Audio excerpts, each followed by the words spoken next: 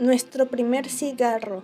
Ninguna época de mayor alegría que la que nos proporcionó a María y a mí nuestra tía con su muerte. Lucía volvía de Buenos Aires, donde había pasado 3 meses.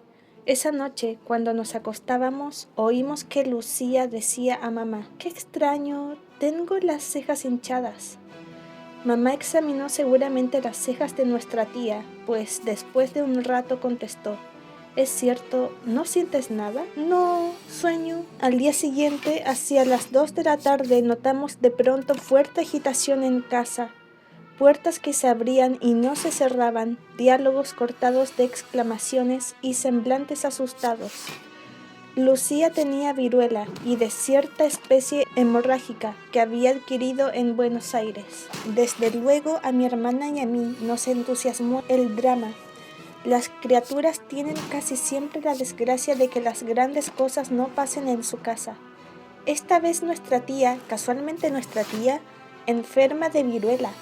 Yo, chico feliz, contaba ya en mi orgullo la amistad de un agente de policía y el contacto con un payaso que saltando las gradas había tomado asiento a mi lado. Pero ahora el gran acontecimiento pasaba en nuestra propia casa, y al comunicarlo al primer chico que se detuvo en la puerta de calle a mirar, había ya en mis ojos la vanidad con que una criatura de riguroso luto pasa por primera vez ante sus vecinillos atónitos y envidiosos. Esa misma tarde salimos de casa, instalándonos en la única que pudimos hallar con tanta premura, una vieja quinta de los alrededores.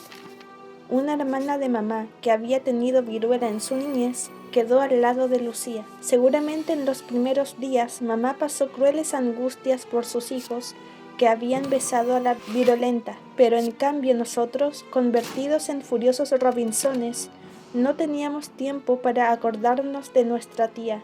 Hacía mucho tiempo que la quinta dormía en su sombrío y húmedo sosiego.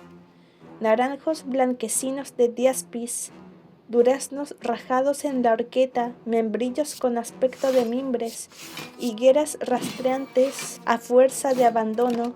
Aquello daba, en su tupida hojarasca que ahogaba los pasos, fuerte sensación de paraíso terrenal. Nosotros no éramos precisamente Adán y Eva, pero sí los heroicos Robinsones, arrastrados a nuestro destino por una gran desgracia de familia. La muerte de nuestra tía, acaecida 4 días después de comenzar nuestra exploración. Pasábamos el día entero huroneando por la quinta, bien que las higueras, demasiado tupidas al pie, nos inquietaran un poco. El pozo también suscitaba nuestras preocupaciones geográficas. Era este un viejo pozo inconcluso, cuyos trabajos se habían detenido a los 14 metros sobre un fondo de piedra y que desaparecía ahora entre los culantrillos y doradillas de sus paredes. Era, sin embargo, menester explorarlo, y por vía de avanzada logramos con infinitos esfuerzos llevar hasta un borde una gran piedra. Como el pozo quedaba oculto tras un macizo de cañas, nos fue permitida esta maniobra sin que mamá se enterase. No obstante, María, cuya inspiración poética primó siempre en nuestras empresas, obtuvo que aplazáramos el fenómeno hasta que una gran lluvia, llenando a medias el pozo, nos proporcionara satisfacción artística a la par que científica. Pero lo que sobre todo atrajo nuestros asaltos diarios fue el cañaveral.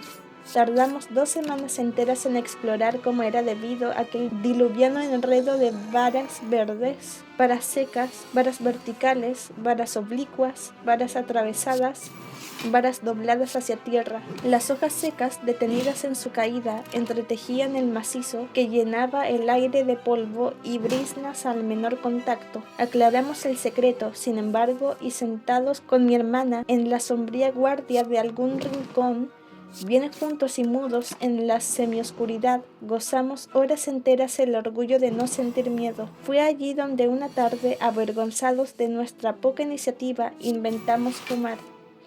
Mamá era viuda. Con nosotros vivían habitualmente 2 hermanas suyas, y en aquellos momentos un hermano, precisamente el que había venido con Lucía de Buenos Aires.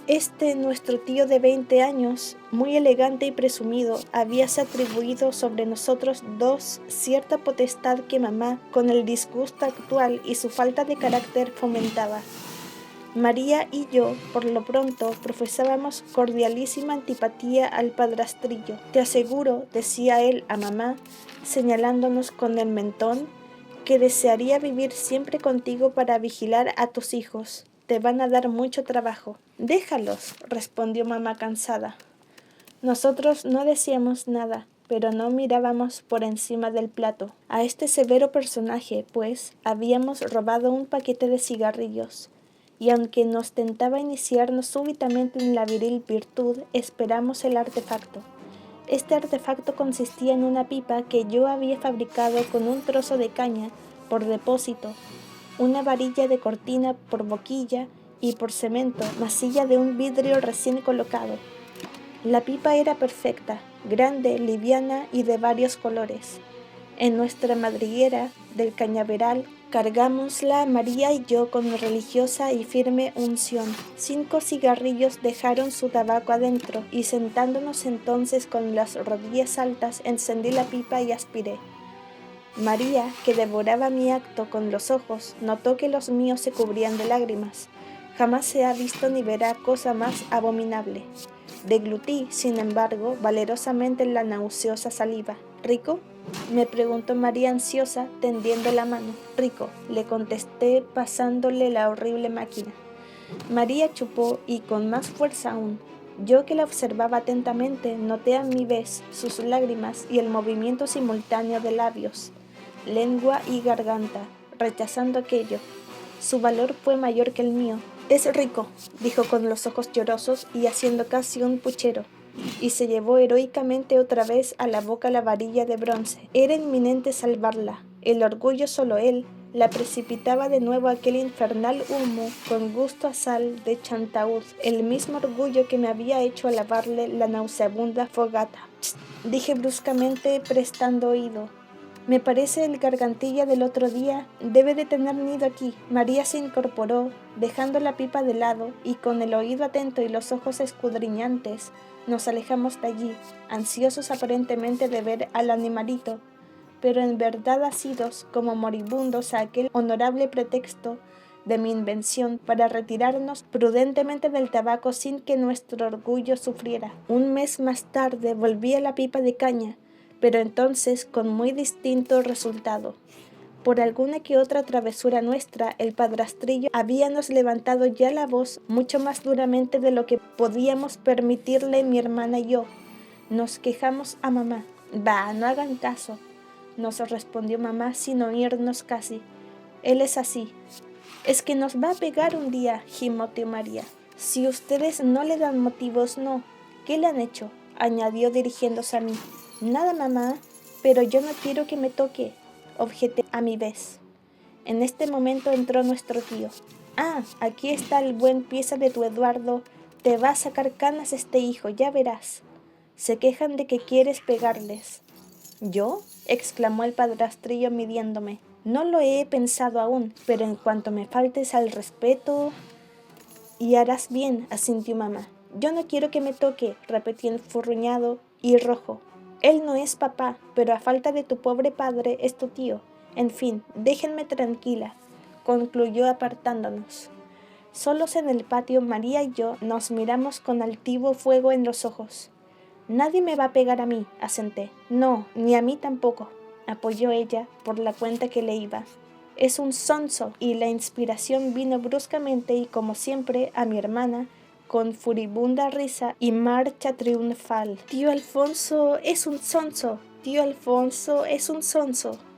Cuando un rato después tropecé con el padrastrillo, me pareció por su mirada que nos había oído, pero ya habíamos planteado la historia del cigarro pateador, epíteto a la mayor gloria de la mula Maud. El cigarro pateador consistió en sus líneas elementales en un cohete que, rodeado de papel de fumar, fue colocado en el atado de cigarrillos que tío Alfonso tenía siempre en su velador. usando de ellos a la siesta. Un extremo había sido cortado a fin de que el cigarro no afectara excesivamente al fumador. Con el violento chorro de chispas había bastante y en su total todo el éxito estribaba en que nuestro tío, adormilado, no se diera cuenta de la singular rigidez de su cigarrillo. Las cosas se precipitaban a veces de tal modo que no hay tiempo ni aliento para contarlas. Solo sé que el padrastrillo salió como una bomba de su cuarto, encontrando a mamá en el comedor. «Ah, estás acá. ¿Sabes lo que han hecho? Te juro que esta vez se van a acordar de mí». «Alfonso». «¿Qué? No faltaba más que tú también. Si no sabes educar a tus hijos, yo lo voy a hacer». Al oír la voz furiosa del tío, yo, que me ocupaba inocentemente con mi hermana en hacer rayitas en el brocal del aljibe, evolucioné hasta entrar por la segunda puerta en el comedor y colocarme detrás de mamá. El padrastrillo me vio entonces y se lanzó sobre mí. «Yo no hice nada», grité. «Espérate», rugió mi tío corriendo tras de mí alrededor de la mesa. «Alfonso, déjalo, después te lo dejaré. Yo no quiero que me toque. Vamos, Alfonso, pareces una criatura». Esto era lo último que se podía decir al padrastrillo. Lanzó un juramento y sus piernas en mi persecución con tal velocidad que estuvo a punto de alcanzarme. Pero en ese instante yo salía como de una onda por la puerta abierta y disparaba hacia la quinta, con mi tío detrás. En 5 segundos pasamos como una exhalación por los durazneros, los naranjos y los perales, y fue en ese momento cuando la idea del pozo y su piedra surgió terriblemente nítida. «No quiero que me toque», grité aún. «Espérate». En ese instante llegamos al cañaveral. «Me voy a tirar al pozo», aullé para que mi mamá me oyera. «Yo soy el que te voy a tirar». Bruscamente desaparecí a sus ojos tras las cañas. Corriendo siempre di un empujón a la piedra exploradora que esperaba una lluvia y salté de costado, hundiéndome bajo la hojarasca. Tío desembocó enseguida, a tiempo que dejando de verme, sentía ya en el fondo del pozo el abominable zumbido de un cuerpo que se aplastaba. El padrastrillo se detuvo, totalmente lívido, volvió a todas partes sus ojos dilatados y se aproximó al pozo. Trató de mirar adentro, pero los culantrillos se lo impidieron. Entonces pareció reflexionar, y después de una atenta mirada al pozo y sus alrededores, comenzó a buscarme. Como desgraciadamente para el caso, hacía poco tiempo que el tío Alfonso cesara a su vez de esconderse para evitar los cuerpo a cuerpo con sus padres, conservaba aún muy frescas las estrategias subsecuentes, e hizo por mi persona cuanto era posible hacer para hallarme. Descubrió enseguida mi cubil, volviendo pertinazmente a él con admirable olfato, pero aparte de que la hojarasca diluviana me ocultaba del todo, el ruido de mi cuerpo estrellándose asediaba a mi tío, que no buscaba bien en consecuencia. Fue pues resuelto que yo yacía aplastado en el fondo del pozo, dando entonces principio a lo que llamaríamos mi venganza póstuma. El caso era bien claro. ¿Con qué cara mi tío contaría a mamá que yo me había suicidado para evitar que él me pegara? Pasaron 10 minutos. «Alfonso», sonó de pronto la voz de mamá en el patio.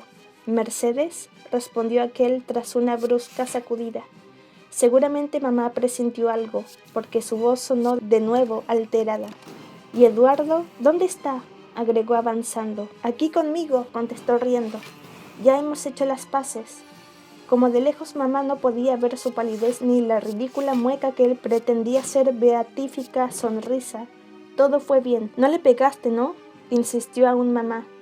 «No, si fue una broma». Mamá entró de nuevo. «Broma». Broma comenzaba a ser la mía para el padrastrillo. Celia, mi tía mayor, que había concluido de dormir la siesta, cruzó el patio y Alfonso la llamó en silencio con la mano. Momentos después, Celia lanzaba un «oh» ahogado, llevándose las manos a la cabeza. «¿Pero cómo? ¡Qué horror! ¡Pobre, pobre Mercedes! ¡Qué golpe!». Era menester resolver algo antes que Mercedes se enterara. Sacarme con vida aún.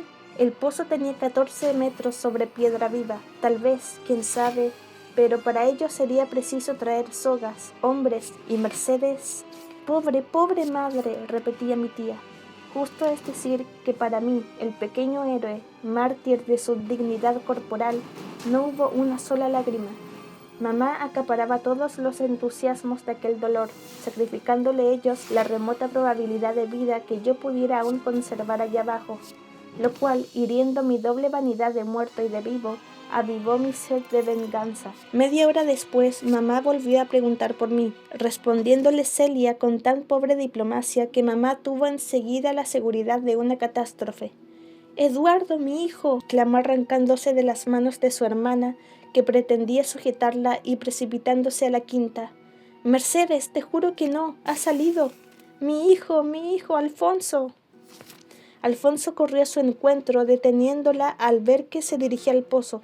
Mamá no pensaba en nada concreto, pero al ver el gesto horrorizado de su hermano, recordó entonces mi exclamación de una hora antes y lanzó un espantoso alarido. «¡Ay, mi hijo! ¡Se ha matado! ¡Déjame, déjame! ¡Mi hijo Alfonso! ¡Me lo has muerto!». Se llevaron a mamá sin sentido. No me había conmovido en lo más mínimo la desesperación de mamá, puesto que yo, motivo de aquella, estaba en verdad vivo y bien vivo, jugando simplemente en mis 8 años con la emoción a manera de los grandes que usan de las sorpresas semitrágicas. El gusto que iba a tener cuando me vea. Entretanto, gozaba yo íntimo deleite con el fracaso del padrastrillo. «Pegarme», rezongaba yo aún bajo la hojarasca. Levantándome entonces con cautela, sentéme en cuclillas en mi cubil y recogí la famosa pipa bien guardada entre el follaje.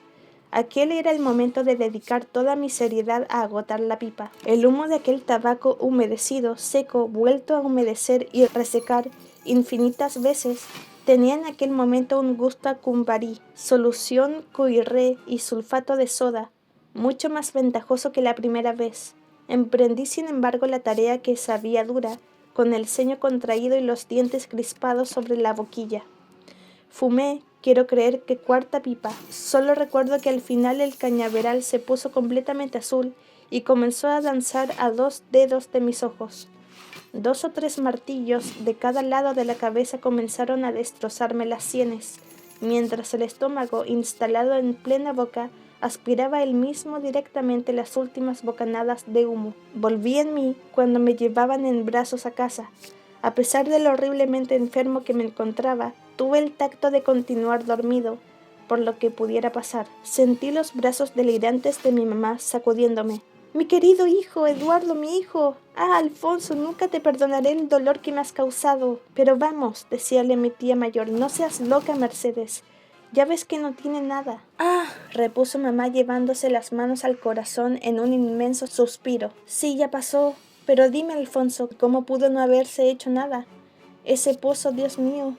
El padrastrillo, quebrantado a su vez, habló vagamente de desmoronamiento, tierra blanda, prefiriendo dejar para un momento de mayor calma la solución verdadera, mientras la pobre mamá no se percataba de la horrible infección de tabaco que exhalaba el suicida. Abrí al fin los ojos, me sonreí y volví a dormirme, esta vez honrada y profundamente. Tarde ya, el tío Alfonso me despertó. «¿Qué merecerías que te hiciera?», me dijo con sibilante rencor. «Lo que es mañana le cuento todo a tu madre y ya verás lo que son gracias».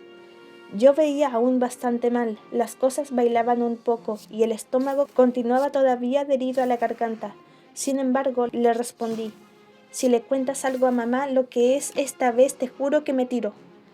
Los ojos de un joven suicida que fumó heroicamente su pipa, ¿expresan acaso desesperado valor? Es posible que sí. De todos modos, el padrastrillo, después de mirarme fijamente, se encogió de hombros, levantando hasta mi cuello la sábana un poco caída. «Me parece que mejor haría en ser amigo de este microbio», murmuró. «Creo lo mismo», le respondí, y me dormí.